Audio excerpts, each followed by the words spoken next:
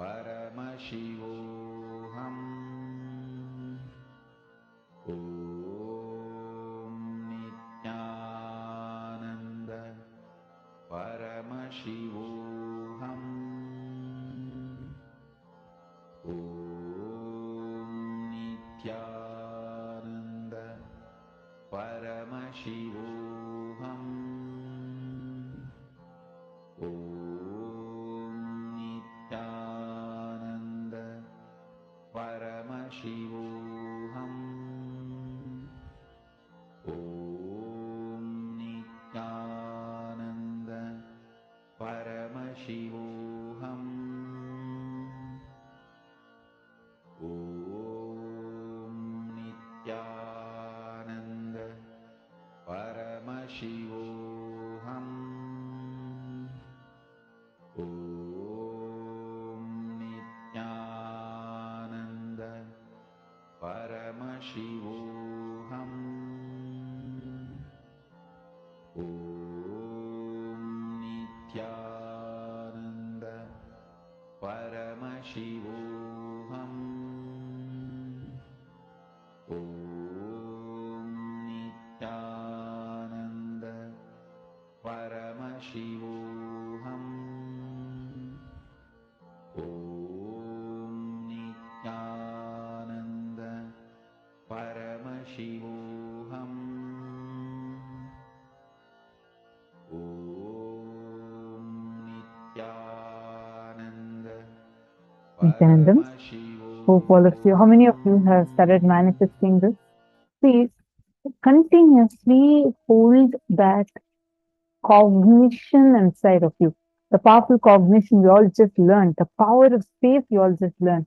You have that power. You would be able to influence and impact the reality.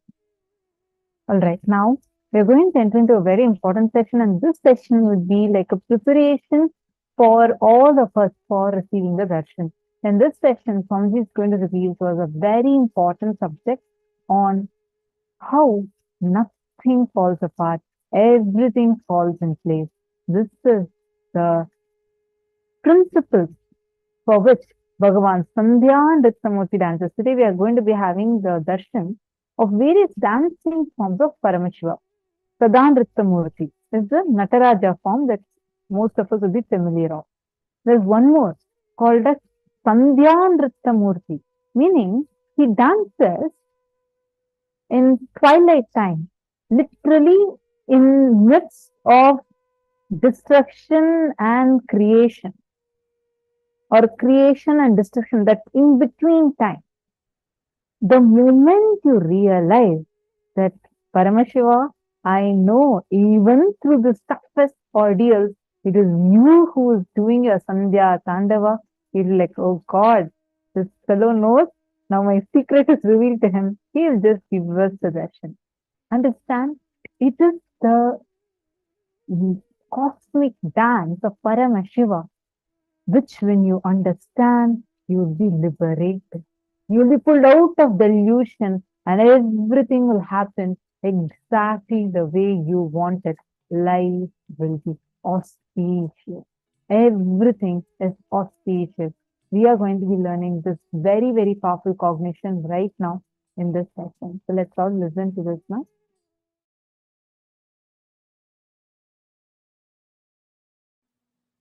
Sandhya Nrittamurti. See, Sandhya means the day and night meeting, and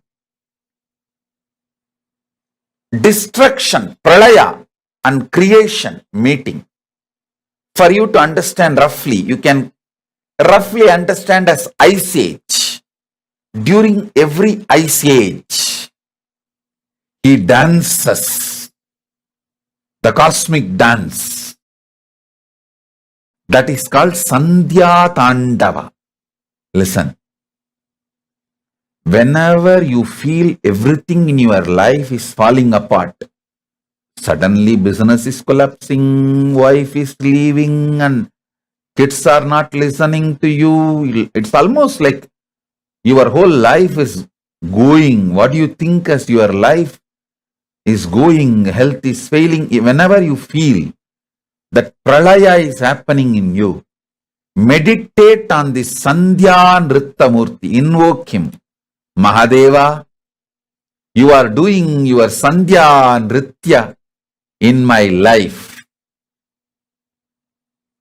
Just show me you are doing the Sandhya Nritya. That's enough. He will simply manifest auspiciousness in you. Listen. He just wants you to know he is doing Sandhya Tandava in your life. If you recognize it, you will say, all right, come on. Now it is time. Let's start the creation. Let the new yuga start. Let the new universe manifest. Let the new life manifest. If you want new life to manifest in you, connect with Sandhya Tandava Murti. Nritta means Tandava. Sandhya Nritta Murti.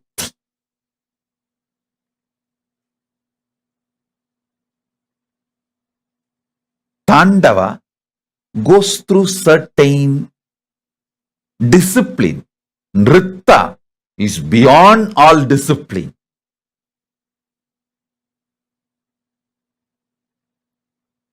So, if you feel things are falling apart in your life, connect with Sandhya Nritta Murti.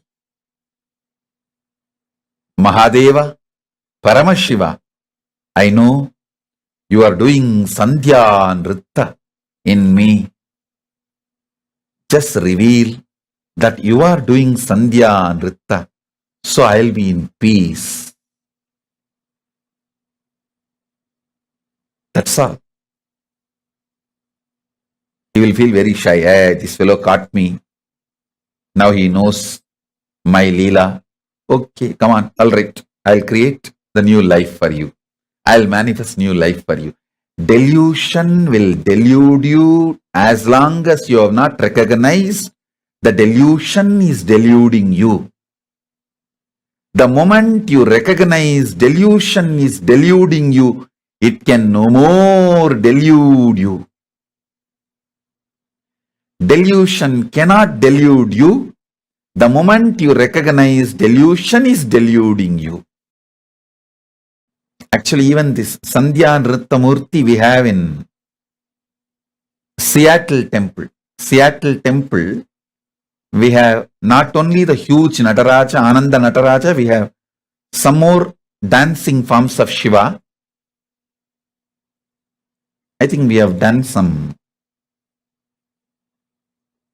that 108 dancing forms of Shiva and sent to different temples few deities, few forms. So Seattle has Ananda Tandava as in Chidambaram and Sandhya Nritta Murti, and even Los Angeles has few more Tandavas of Paramashiva's forms.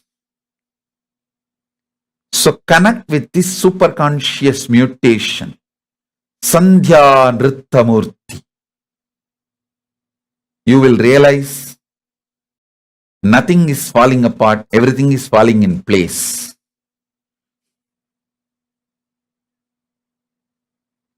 If you know Paramashiva, you will know everything falls in place. If you don't know Paramashiva, you may be deluded thinking everything is falling apart.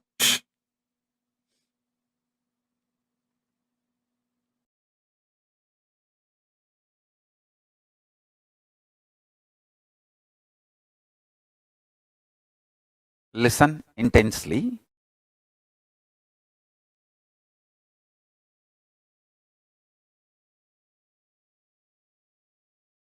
Principle of manifestation getting manifested.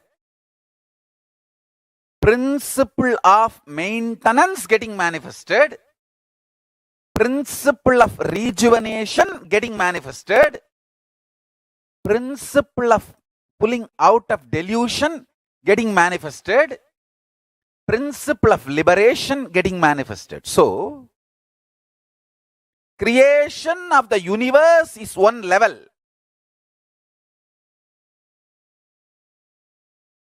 Principle of creation getting created. Creation energy getting created. So, the permutation combination of all these 5 into 5 is 25. All the 25 happening in you now. Now. Listen. If you meditate on this, you will understand some people manifesting in your life is creation.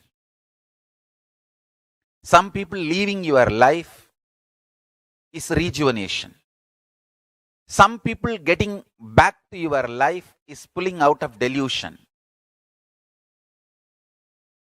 Some people are adding bliss, joy to you, and you adding bliss and joy to them is liberation. All this, understand, whether it is people, places, object, health, anything you experience, it is all just the 25 principles manifesting, happening in you. If you are fighting with that happening, you are Jiva. If you are master of that happening, you are Shiva. If you sit now and complete with all these 25 happenings in your life, internally, externally, some good things getting created. Some things which you think as good getting destroyed, rejuvenated. Some things getting pulled out of delusion. Some things getting liberated. Listen carefully. Everything happening in you is auspicious. If you understand that, you are Shiva. Inside you, outside you, everything happening is auspicious. I tell you, once you are initiated,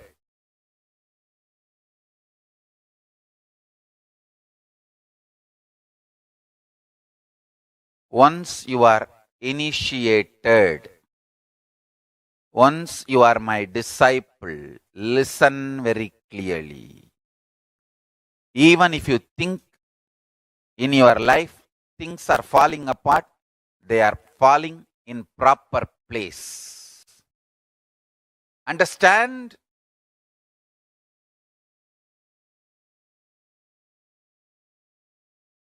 Nothing is falling apart.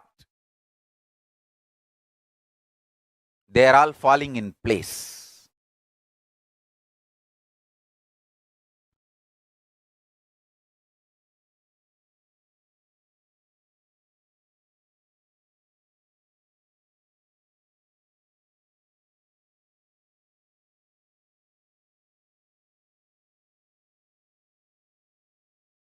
Once you are initiated, you are integrated to Guru, Linga, Sangha. I tell you,